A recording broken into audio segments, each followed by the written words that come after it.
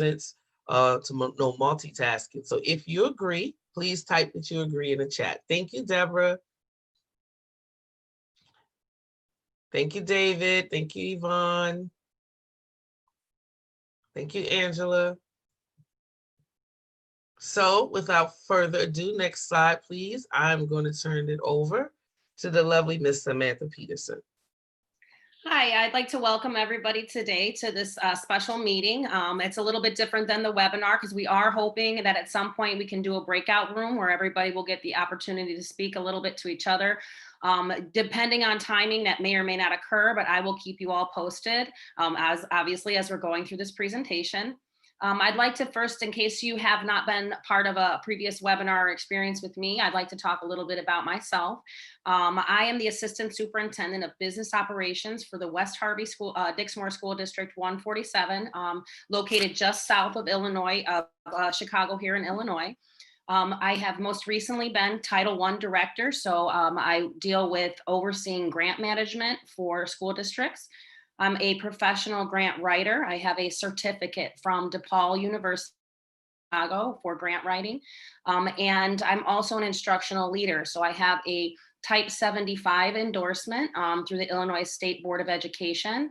I've worked as an instructional leader in charter schools, developing curriculum, evaluating teachers, and I was also in charge of professional development for Rich Township High School District 227, which is another South suburban school district right outside of Chicago.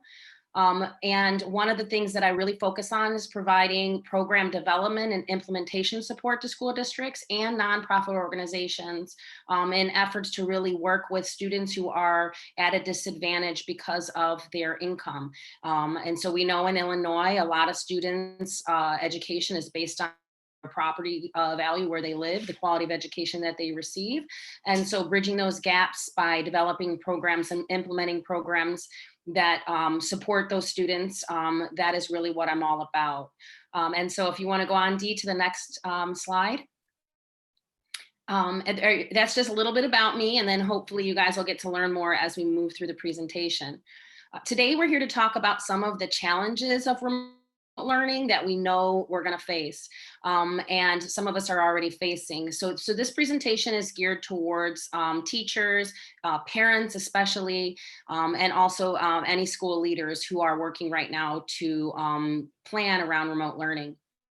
I'll share with you a little personal story. I sit today on the pandemic planning committee for my school district, which is what we've called it. We have t-shirts and everything. And what we decided today was that it is safest for us not to return to school in person during this school year. I believe that a lot of school districts will start to make this decision as we move forward. And so this year will look, regardless of if we go back at some point blended or go back to end up on remote the entire year or the majority of the year, we know there are going to be a lot of challenges faced this year because it is going to be very different than anything we have ever experienced before and hopefully won't experience in the future. Some of the issues that really are taking place already are distractions. Distractions are everywhere, no matter if it's at work or if it's at home. And so as Alexandra started us off today with a little bit of rules around engagement, those are the type of things that we need to also be considering when working with students and children. If they have an environment where they're going to be distracted, we're gonna be shooting ourselves in the foot from the very first second. And so it's important that we eliminate those distractions. One of the issues is scheduling problems, and we're going to talk about those. Poor online content. And this is one of the biggest complaints that we've heard from our parents over the course of last school year where we closed remotely. A lot of our parents' complaints were that the school district was supplying poor online content and poor online resources for parents and students. A lot of what parents felt was the issue was that the instruction was not direct instruction. It was do this worksheet, go to this website, watch this, watch that. And we were really limited by the fact that it is remote learning. And so we're going to talk a little bit about what are quality online content and resources for parents to utilize. And then technical issues. We're going to talk about some of the technical issues and how we can avoid the biggest issue, which is our learners are going to be left behind. Don't find a way for them to be able to have a quality remote learning experience this school year, especially those of our learners who are low income and disadvantaged students already.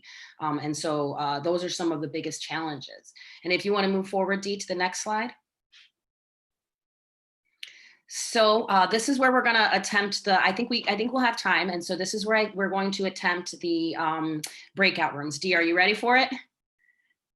What we're going to do is we're going to try to break them into small groups. I would say 3 people per group. And we're going to ask you to answer some of the questions above.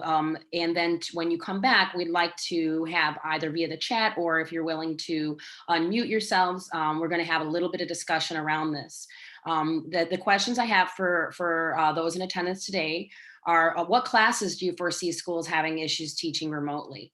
Are there specific areas or contents that you think are going to be a challenge for students and parents? What do you think some of the challenges specifically that the parents are going to face are? And what do you think that some of the challenges specifically that students might face in remote learning are? Now, are there any questions about those 3 questions? And also before, if you do have some questions, you can ask in the chat. But if everyone would screenshot the questions, because when you're in the breakout room, you won't have the ability to see the slide. So if you just take a little screenshot, that way when you're in the breakout room, you'll have the questions to be able to continue the conversation. And I think we'll go into the breakout rooms for, how long do you think, Alexandra? I would say anywhere from 3 to 5 we have here. Yeah, I think that would be great. Okay, and then we'll come back together. And so if you could just let us know in the chat, those who are able to, if you've had enough time to screenshot the questions before we put you into the breakout rooms. Ready? Thank you, Letitia and Tashana. Raquel, thank you. Got it. All right, Caitlin, thank you. And so hopefully if someone missed it, you'll be in a group with someone that, has it as well. Okay, it looks like people are ready. I think there's also a feature in the breakout room that you can ask for help, in which case, hopefully either myself or Alexandra will be able to jump in. But And have some help. Taking you guys to the breakout rooms now. Okay, great. We'll see you back in 5 minutes. Have a wonderful, fruitful conversation.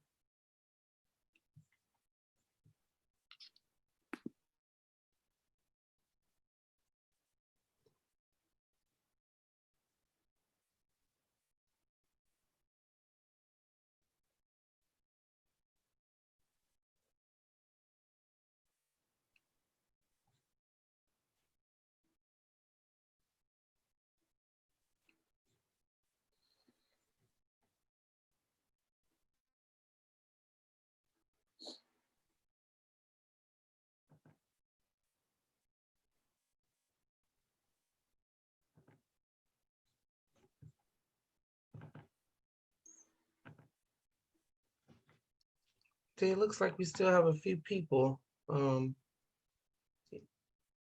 haven't joined the breakout rooms yet. I assigned one person earlier. There looks like one more. Let me. And I'm gonna stay with you, just in case there's someone needs help, because then I won't know. Okay.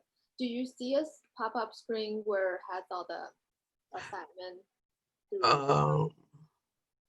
No. I forgot to make you the co-host. Hold on.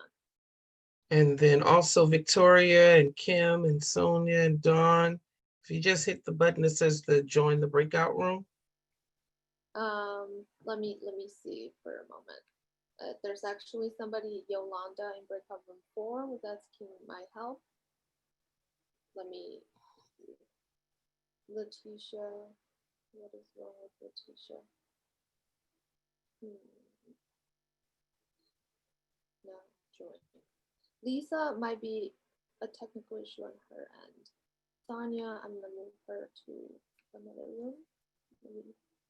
Oh, there's another unassigned that looks like a phone number. Yep, I just saw that pop in. Okay, I moved that. Okay, I'm gonna join room 4 to see what I can help Okay, sure. I'll be here. And everyone is still in here with me. If you are having any issues, just let me know in the chat. Okay, I need to unmute myself, mute myself here.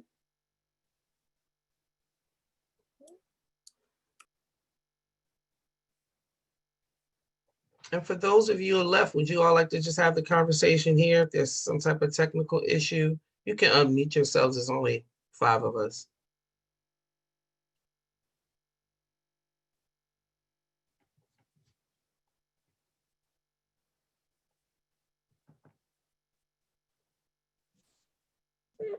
I logged in late, so I don't know what's going on. Okay, so we have a presentation and we're assigned people to breakout rooms. So when Dee gets back and they're having the 3 questions that are on the screen, people are in breakout rooms and they're having those, answering those questions. So we ask people to take a screenshot so they can have the conversation. So when Dee gets back, she's probably gonna have to assign you to a breakout room.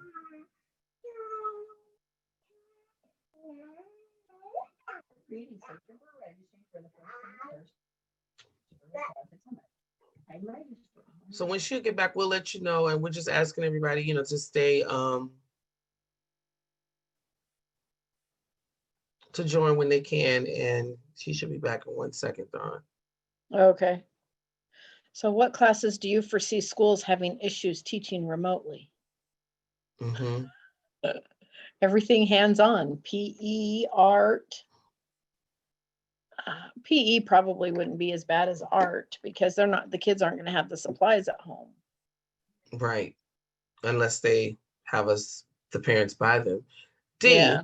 Yeah, can you, so we have a few people that just joined, like Donna, can you assign her to a room so she can participate? okay, And I see. also, yeah, also Griselda Garcia, What? and then I don't know about Lisa, Kim, and Sonia. I think they may be away. I believe I assigned the 2 new ones. There's Victoria, let me see. She seems to be under 7, but wasn't successful. Try it one more time. And then Donna is new and Shaquisha is new.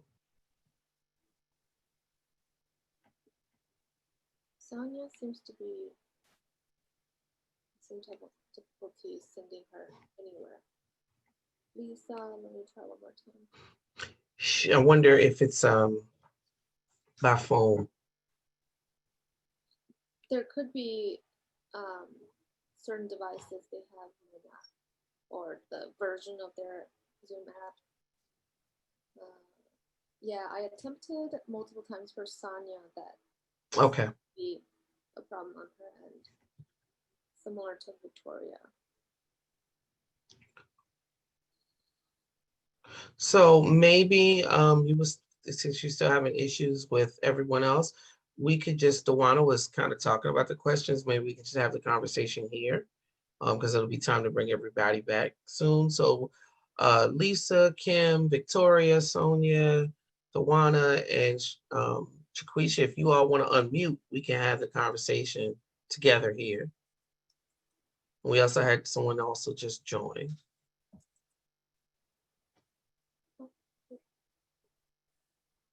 So Dawana, we left off at art being an issue, and I see you unmuted yourself, as well as PE.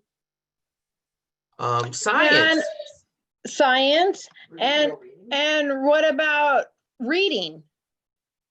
Because the teachers aren't going to have the opportunity to do one-on-one. Yeah, that would be interesting. They could I could see it work maybe, but you have the attention spans in the elementary school setting because they're read the book to them. It'd be like story time. Yeah. But as you get older, that'll be interesting. I'm sure they're gonna come up with some creative ways. I think art is doable. We've done some workshops with some of the work that we do with youth within our organization.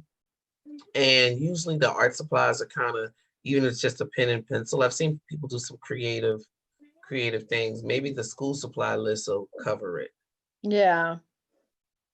Yeah. So the And I next think one, a lot of the challenges with the parents are just having the time and the patience to deal with it when a lot of them are also trying to work remotely. yeah, definitely. Definitely. I have twins that are entering the ninth grade. So it's going to be interesting to see how that all works out after Labor Day, as far as just timing and schedule and space and everything else. My daughter is a fifth grade teacher with a 1-year-old. Oh, So a bless her couple heart. days a week, I go and pick up the 1-year-old and I try to work remotely with her. But my daughter's like face to face on the screen all day long. And at least I have little bits and pieces of free time. Yeah. And I also have a friend that comes over and works with me, and then my mother right next door. So between the three of us, we manage to deal with the baby fine. But I don't know how she does it 2 and 3 days a week with the baby full time and on the screen full time. Yeah. That's rough. That is definitely rough. And Is one it? day her computer went down. She had to come over here and teach because her internet went down at her house.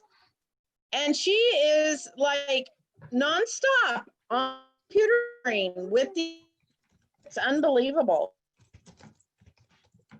Yeah, it's definitely a rough situation with the scheduling. Is there anybody else that wants to add to this question with Luana and I that's still on here? Okay. You can also add in the chat if you like. The last question, Luana, was what are some of the challenges that students will be faced with? I think biggest struggle with some of the students that I've seen here in Arizona is they don't have any socialization. They don't have any, it's not the same talking to your friend on Zoom. Yeah, it's not. It's not. So I think that that's a lot of and if they don't understand, it's harder to get a little bit of one-on-one time with the teacher to figure stuff out.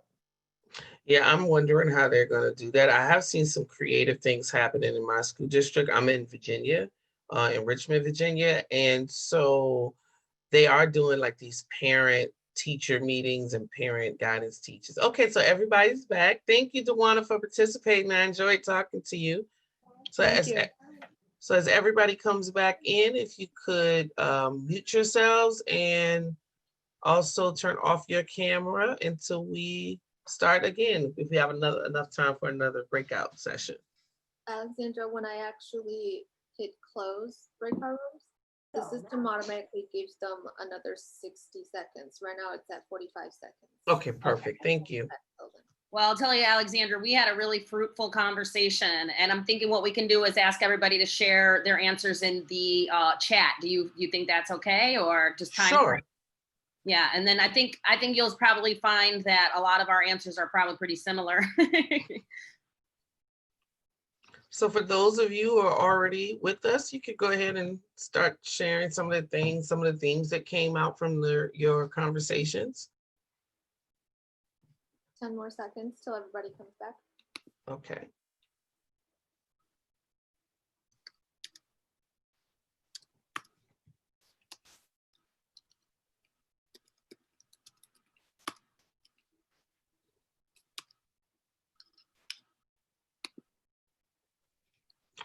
So I see one. Kaylin said that working remotely, for what do you think some of the challenges parents will be faced with? Working remotely in school, proper education from parents, having kids complete the schoolwork if the parent works out of the home. Oh, I didn't think about that one. What are some challenges students will be faced with? The social aspect of not being in the classroom with friends, requiring of doing everything on the computer, and it affects the eyesight. Yes, it does. I agree. Students not getting one-on-one attention and not getting services from the IEP plan. For younger students not understanding why they're having to stay at home rather than be in person like they once were. The issues with school teaching remotely. Kaylin also said PE and music. That came up for us too. Math and science could be difficult due to being a visual learner and not being able to ask direct questions. Welcome back, Letitia. Yvonne said having parent and teachers on the same page. Samantha said one thing our group discussed with math challenges and how parents need support as well. Definitely. Yvonne, what if both parents work? And Yishi, and I hope I'm pronouncing your name correctly, says computer and internet connections. Yvonne said one-to-one services and the IEP plans. All learning is a challenge for everyone. Absolutely. Yeah, Hilda said children who need one-on-one attention and parents multitasking with many children at home. And also, I wonder, I have twins and they're 14. I shared that in our group, but like if you have different kids in different stages, I imagine it to be like extremely difficult to navigate and manage. So that's one thing I'm doing as well, is I'm making notes of some of the new things that are arising, because we may be able to offer a webinar in the future that will support our parents and our attendees around the same, those issues. For instance, one thing I do not address in today's presentation is special education students with IEPs, students in need of one-on-one support. I think that would be a webinar in itself. We do touch on it here, but it is something to remember that is a very important challenge, and that we might need to offer something in the future to support specifically that. And also, Samantha, as soon as I'm going to get these last few comments and then you can continue on. Maggie said, Maggie said bringing both the knowledge of how to work the computer and how to support their children and how to learn. The homeschool connection is more important than ever. There needs to be home visits and repurpose for the para-educators and for parent educators, I think. Anna said no food in the home for the brain to learn. Lori said parents' time is now focused on being in school with their children. Special ed parents having issues with their children and their focus. Hilda said, please, Samantha, that would be very beneficial. Monica said having enough laptops in the household for multiple students and schools not having enough to share with families. Stacy said the challenges, not enough computers for multiple siblings, same thing. Lori said, definitely love the idea of visits from paras. Letitia and Tashasha said it's even harder when the parents may not know how to work the technology. And Yvonne saying parents who can't read and don't even know how to get online. Thank you so much, everyone, for participating. All right, so then Dee, if we could go to the next slide, I'll kind of just start to discuss some of these things in the time that we have remaining. First, I want to thank everybody for participating in that discussion. I would like to say that, I kind of gave you 3 points to really look at, which is like, what kind of classes are they going to struggle with? Parents and children and students, what will they struggle with? From the district administrator's perspective, I will tell you the things that we've been discussing. Fine arts classes. How are we going to facilitate fine arts classes specifically around the supplies and materials? We have students who are in pottery. We have students who are in courses like keyboarding. And how do we support students in those courses, or do we just eliminate those courses for the year? How do we amend those things? Huge challenge, STEM courses. And there are being, solutions being identified for these right now, but from the administrator's perspective, for planning for schools this year, this is where we're at. What do we do with robotics? How do we have students doing things like drone piloting? Because a lot of schools now have been moving towards these hands-on courses, culinary courses. We can say we want you to get this supplies list and here's the recipe and the instructor is going to show you online. But what about supervision for that? Using a stove at home, where is the liability for a school district? Where does it begin and where does it end? Math classes is one of the most, the largest concerns that we have as far as learners that are falling behind and students who are already at a disadvantage, especially because of their socioeconomic status. One thing our group discussed was we might have parents who need an algebra refresher. We have parents who even algebra is going to be a struggle. Math has changed, specifically around the Common Core standards in mathematics and the way that mathematics are even taught in high school through advanced placement courses now. And so math classes are one of the things we need to discuss more. And then one thing I heard shared in the chat was the social emotional learning experiences are also important for our students. How do we have students who cannot relate with each other in person at all? And then how do we teach them those socio-emotional skills of working with others, as well as their own personal motivation? The one that, you know, really is perplexing to most of us now is the small children, pre-K. What are we going to do for the babies? We have babies who are going to be remote learning. How are we going to break it up so that the babies are able to still receive education at their young age and not and remotely? And so those are some of our concerns as administrators. And Dee, if you go to the next slide, I'm going to go through these pretty quick. Some of the other areas, the parents, the supervision and behavior, and these are the ones that were very common for all of us in our discussions, were supervision and behavior, right? What are we going to do with our students around socio-emotional learning, math support, and then supplies and materials? Dee, we'll go to the next one for students. Guess what? Same challenges, but I've added motivation and mindset because we're going to start there today. One of the issues that we discussed in our group as well was parents' motivation. What if they don't want to do it? And what if they're not interested in learning the math that they need to know in order to support their children? It's not just the parents too who are going to deal with lack of engagement and motivation. Your students are. And so I'm going to share with you guys in the next slide a video, and the video is about 10 minutes. And after the video, we'll go through some other resources. And so if any of you guys have ever heard of Carol Dweck, and if you haven't, Carol Dweck is a researcher from Stanford University who came up with a term called growth mindset. And if you want to put a 1 in the chat if you've heard of growth mindset, or a 2 in the chat if you have not. Growth mindset is essentially the power of how our brain can control our physical and mental reactions and ability to learn. And so today, to share with you a little bit about this growth mindset concept is his name is Eduardo, and he works with Dr. Carol Dweck.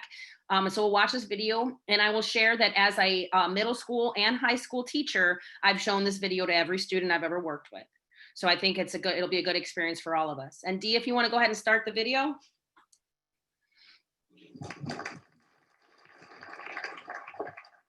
What do you think is the key to achieving our goals, our success? Some people suggest things like hard work, focus, persistence. But research shows these are all byproducts of something else, something much more powerful that we can all develop. It is this very special something that really is critical to success, and is what I'm here to discuss with you today.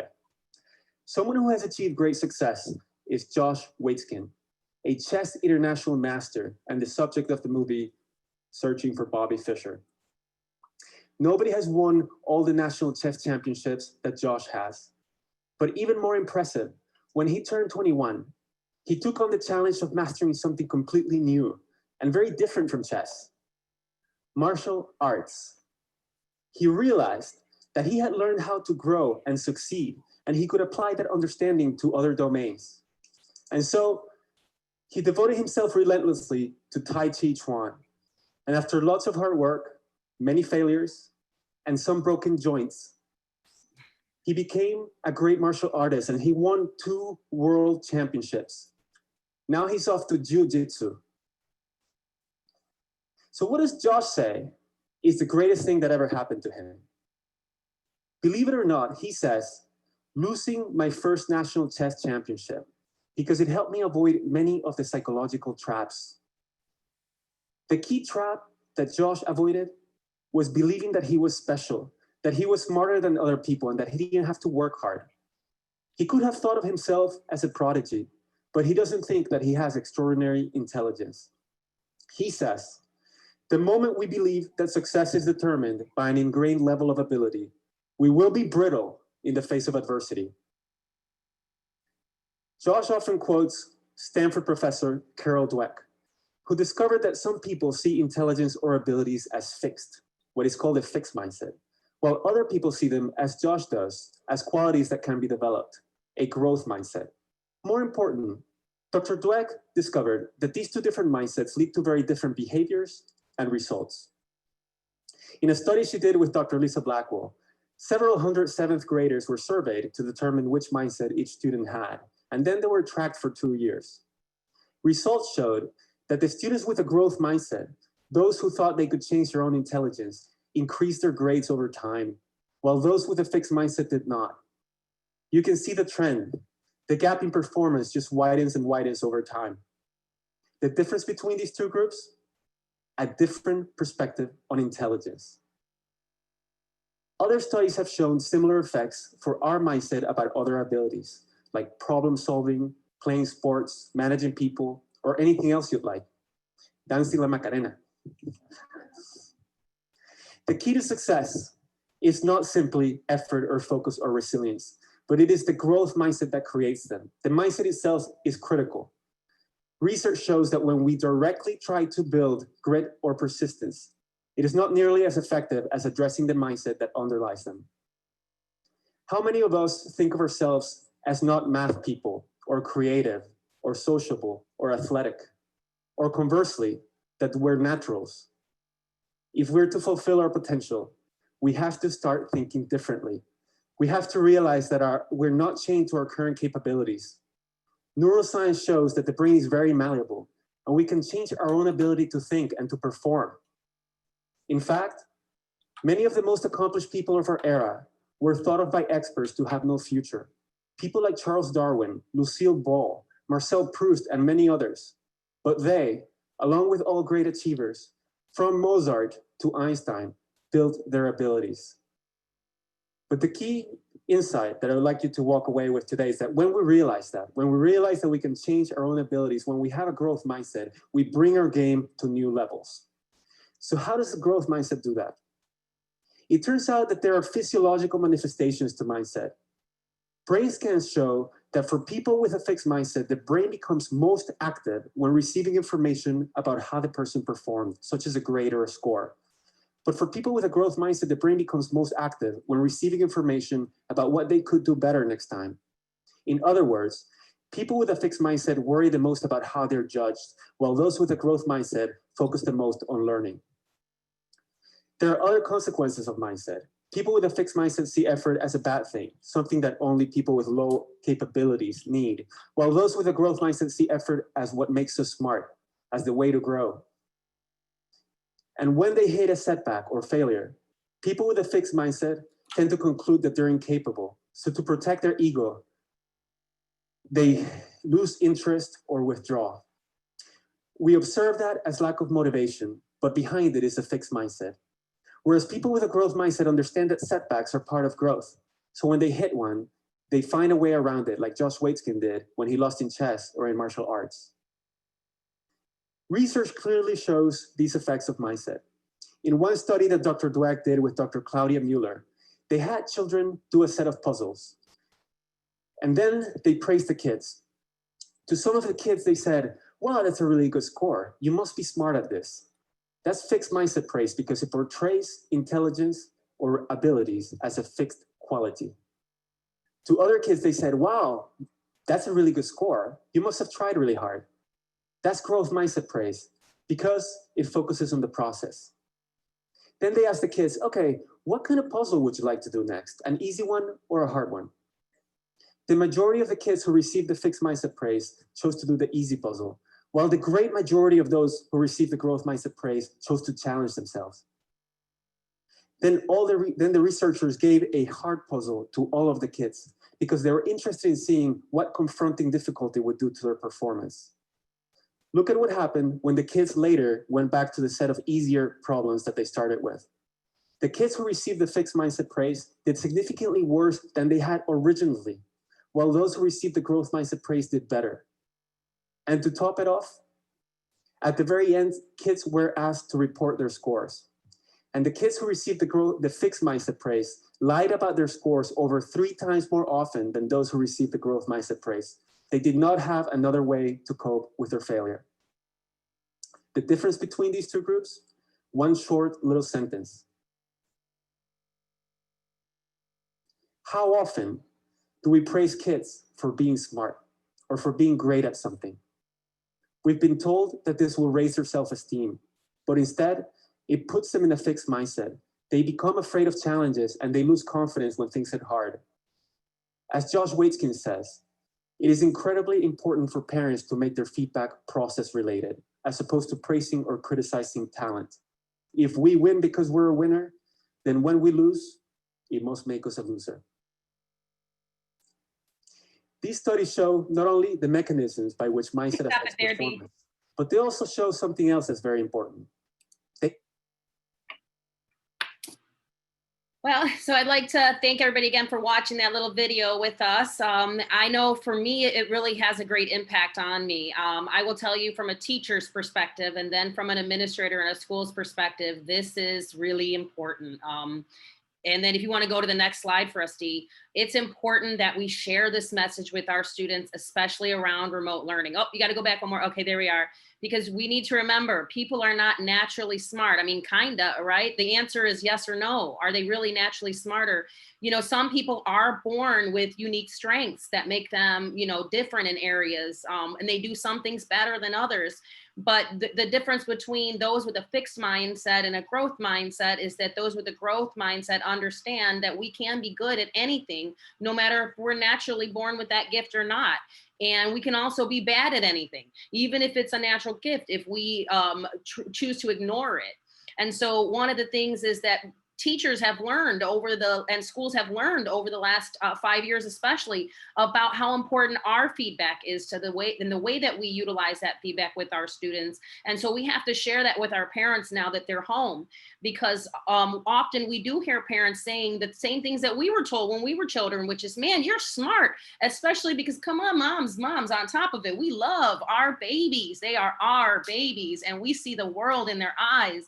And so when we tell our children that they're amazing and special, we feel there's absolutely nothing wrong with this.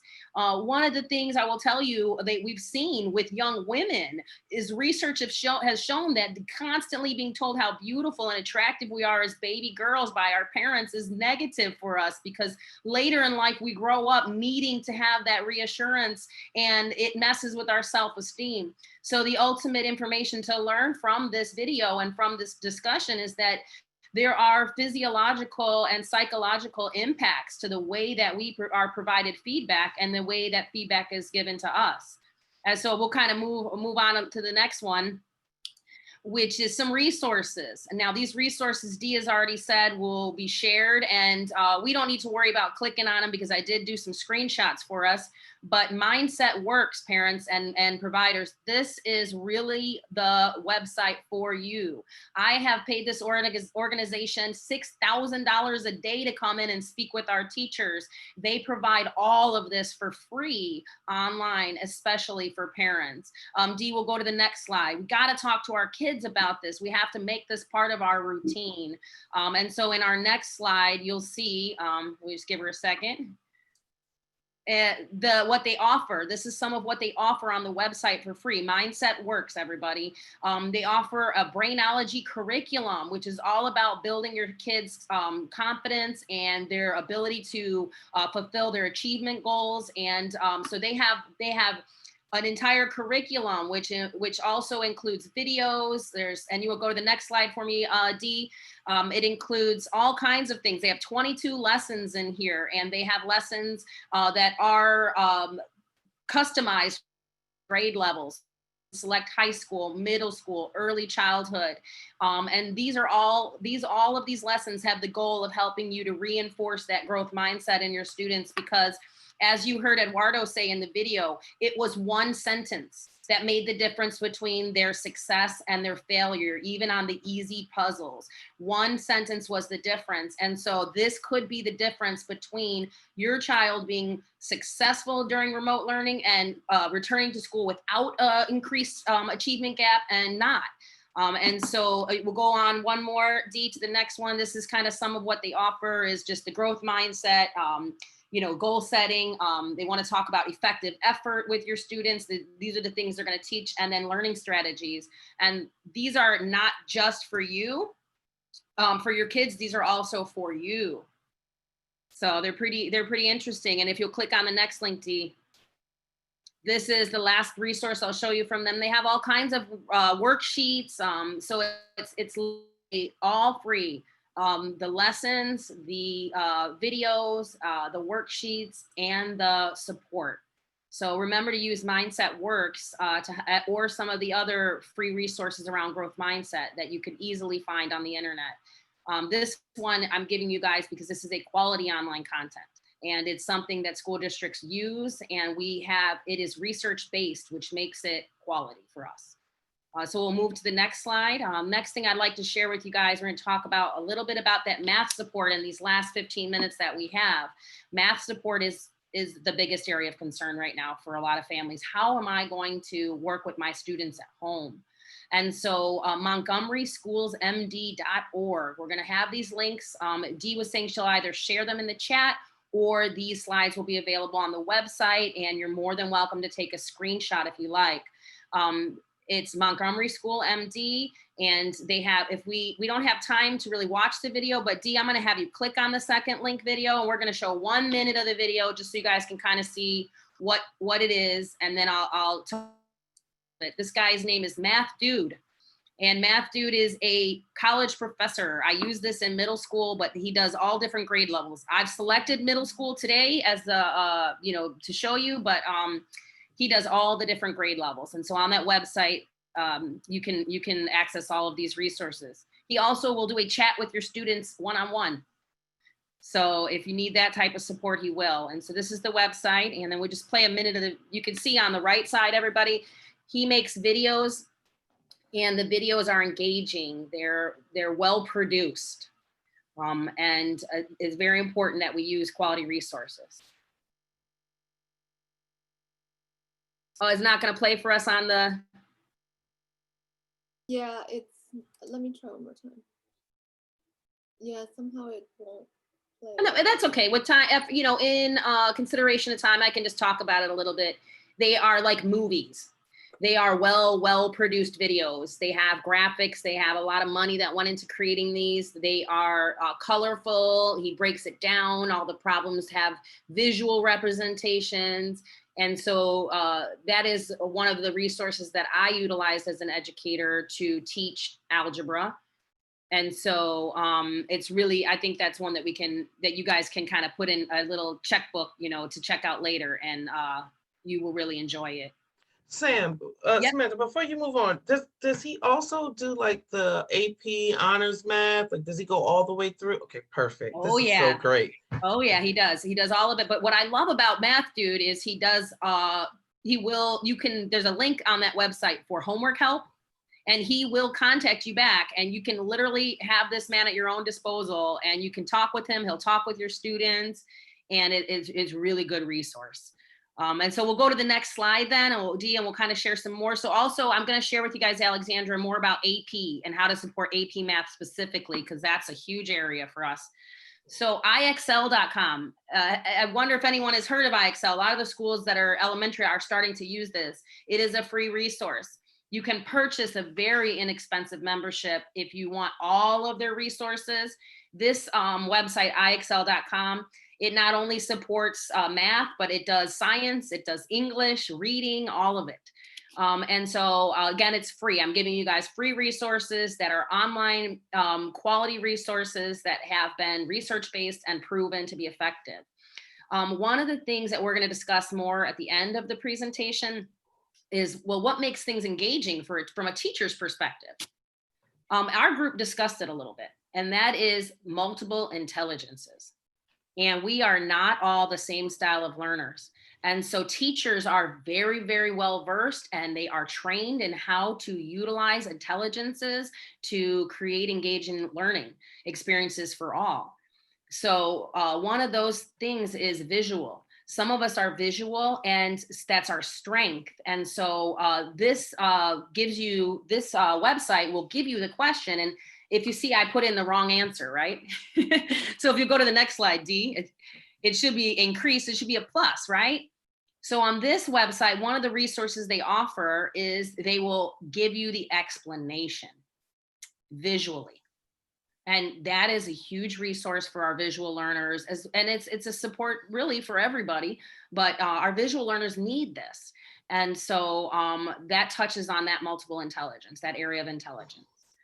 And then we'll move on, Dee. This one is for you, Alexandra. Khan Academy. Oh, yes. I am. Khan Academy has stepped their game up. It's free for parents. It's free for students. Schools use this every day, all day. And so parents need to make themselves aware of this resource as well. And providers can utilize this resource to support students. Khan Academy offers an entire free growth mindset curriculum as well. So if you don't like the one that I shared with you for Mindsetworks, you can look at Khan Academy's growth mindset curriculum, which is very high quality and research-based, and it is tied to the advanced placement courses now. So Khan Academy partnered up with what's called College Board. And I don't know how many of you guys may have heard of the College Board in the past, but the College Board oversees advanced placement courses.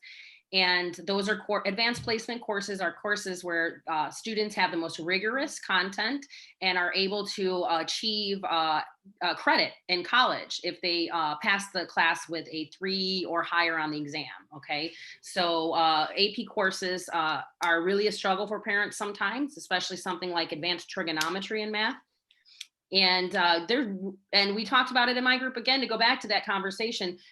Some parents are not going to have the time or the ability or the willingness or want or drive to learn trigonometry again to really support their kids in the 21st century. So Khan Academy is an amazing resource. And we're going to skip that video, but if we can move on to the next slide. So while you're moving really quickly, Samantha, like, yeah, I was an English major, I'm a writer and all of that. And my daughters come with the new boxes and the check. I'm like, I don't know, and it's not even that I just don't have the mental capacity because it's so different. Like, that's not my strength. You got to go ask somebody else who get a tutor. So I love this Khan Academy piece, and just all of these resources are great. Thank you so much. Absolutely. These are what teachers use. So I think that's going to be the difference is sharing. We're going to have to start to have these conversations with our parents at home, directly supporting them between the parents and the teachers, for us really to train the parents how to be teachers. Because that's one of the things is for myself, I don't just have a degree in mathematics. I have a degree in pedagogy and teaching philosophies. And that includes being knowledgeable about things like growth mindset and the multiple intelligences and resources that are out there. So that is really one of the most important things that we can share is how do we do it from our perspective. And I hope you guys are enjoying the discussion and some of the resources a little bit, and we'll kind of get towards closing today, and then I'll give you guys a few minutes to maybe ask me some questions. But these are the multiple intelligences. Verbal and linguistic, that's me, I talk a lot. Mathematical, logical, it's reasoning. And one of the funniest things is mathematical, logical, that goes with musical. We don't often see those as together, but often your music students are your best math students. So there's musical. Musical students aren't students who just need to hear a song. They learn through pattern. They learn through rhythm. And so rhythm and especially pattern can be seen in many different things, not just in what we hear, right? So that's important that we share with our parents about those style of learners. Visual spatial learners are the most common learners and the ones that a lot of us feel comfortable with.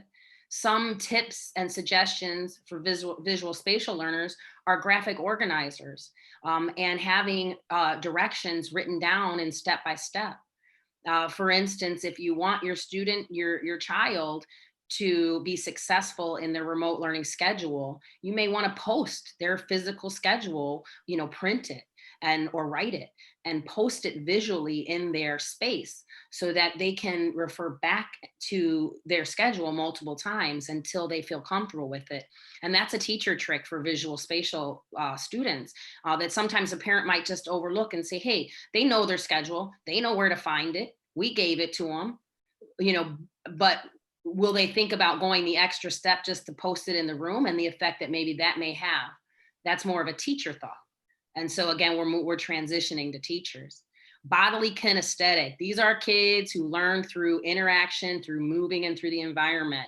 And those kids are going to be your biggest struggles, truly, or close to it. Because a lot of those kids aren't, especially at pre-K, first or second grade. They're not aware of their strengths. They're not aware of their learning styles. And so some of the things we do for kinesthetic learners are we get them those little spinners, the fidget spinners. Or I've seen us put a rubber band on the bottom of a chair and let a kid just flick it with their foot over and over and over again. And so some of those kinesthetic learners are going through remote learning are going to need extra supports, something physical and tactile to touch while they're in remote learning so that they can stay focused. Intrapersonal is learning through feelings, values, understanding other people. And that's again why we, another one of our learners who we're going to need to encourage our educators to do the breakout rooms, to give people the opportunity, even though it's virtual, to connect with each other, because that's what our students need. Intrapersonal are people who really know about themselves. And so they're able to learn through collaboration as well. And so again, it just goes back to the same thing, making sure that we're utilizing and holding the people accountable who are teaching our students for utilizing the technology like Zoom for breakout rooms, and making sure that they still provide the students with opportunities to interact together as well as to work individually. And so we got 4 minutes left, and I'll just go over the last two, which is naturalist. And those are people who like hierarchies. They want to be able to categorize things. And so you'll see a lot of your future scientists naturally fall into that category. And then existential. Now, this is my son.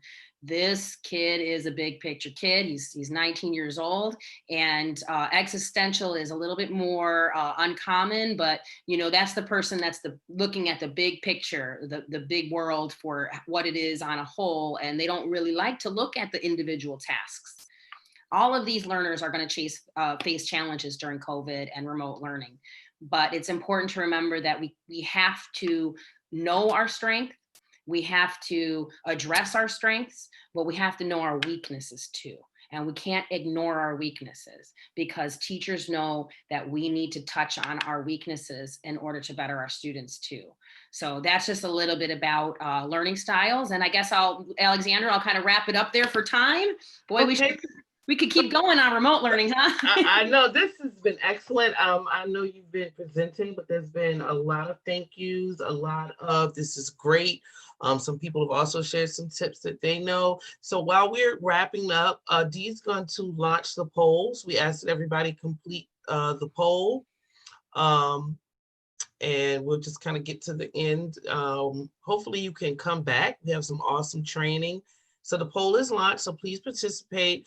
And then really briefly, Samantha, also from my understanding, yes, ma'am, around the learning styles, some children can have two. They may have one that's dominant, but they may be able to have two. I just want to make sure that my understanding Alexandra, is I'm more glad that you brought that up. I'm really glad you brought that up, because the most important thing, I think, to go back to that video from earlier is we actually have all of them.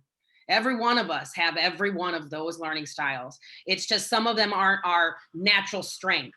And because we don't see them as our natural strength, what our fixed mindset is, we tell ourselves we don't have those areas. But when we exercise, it's kind of like I always told my students, if you have big old arms and you go to the gym and only work out your arms, then you're going to be sitting there on your little toothpick legs, almost falling over. So unbalanced. Exactly. Yeah, we have to be mindful of all of it. And that's important. Thank you so much. I just wanted to check and make sure, because that's been a long time since I had any, understanding about the multiple intelligence. So we really appreciate you, Samantha. This was excellent. I say that not as just a Be Strong Families representative, but as the parent of twins. Awesome. I'm going to look at these resources today. Everyone, you can join us tomorrow. Back to school, the psychological dimensions of kids' engagement with online and hybrid learning. Then we have teachers' tricks and tips for parents, how to encourage and sustain children and motivate them for learning. And on Friday, parent engagement through the pandemic. And for those that are familiar with us, we're going to go to the next slide. We like to end off with our one word, doing our social media campaign, #Amplify. So in the chat, we can say we're going to #Amplify for me, the Khan Academy, and helping my twins with their AP classes. #Amplify, great resources from Samantha. Anyone who, we have a thank you so much for another great webinar. Thank you guys very much as well for attending. And I promise to come back and bring you a lot more. We so appreciate you. It's 2:00. We thank you. We want to make sure that we stay within our time. I see a hashtag amplify mindset and hashtag amplify great webinar. Thank you, everyone. And we will see you all tomorrow. And thank you again, Samantha. This is excellent. Thank you guys. You guys take care.